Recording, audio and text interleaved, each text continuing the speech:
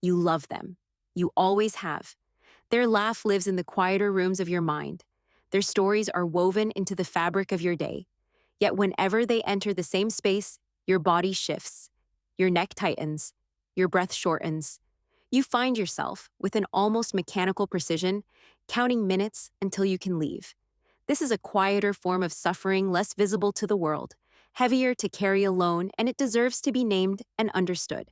We are taught that love and safety travel together, that devotion implies ease.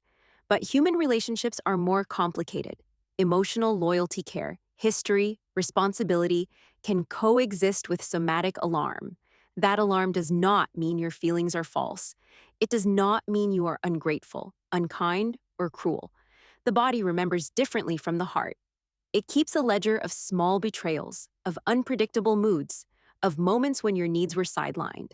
Over time, those entries accumulate into a physiological script: muscle tightening, an accelerated pulse, an urge to exit.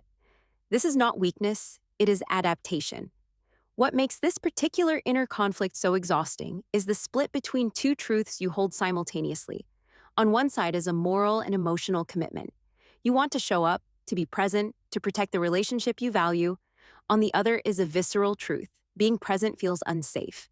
Your nervous system treats proximity as a potential threat. When these truths clash, your attention fractures. You are performing loyalty while your body reels from stress. The result is constant cognitive load, monitoring your reactions, rehearsing responses, negotiating movement, which drains energy faster than a straightforward confrontation would. The fatigue has layers. There is the immediate physiological toll: cortisol and adrenaline coursing through you, muscle tension, the exhaustion that follows the return to baseline. There is the emotional wear: guilt for wanting distance, shame for feeling relief when they leave, fear of seeming disloyal.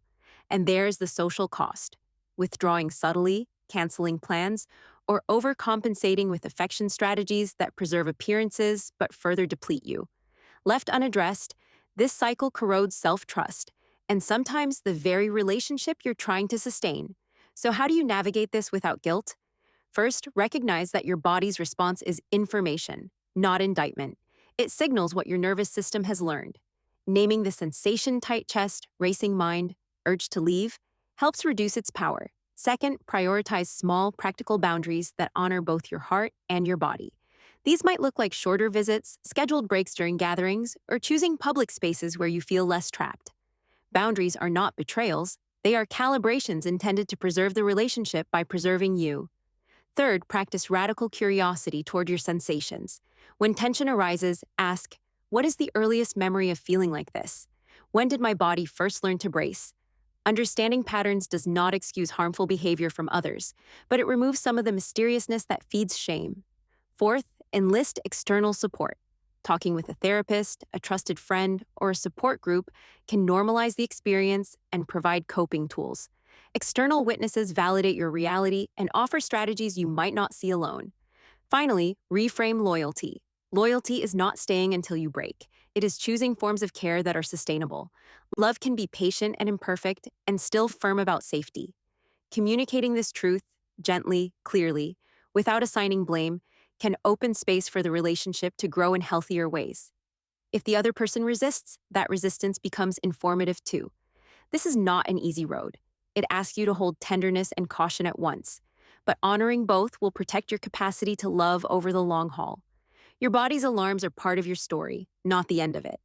When you learn to listen and act without guilt, you reclaim energy, agency, and the possibility of healthier connection.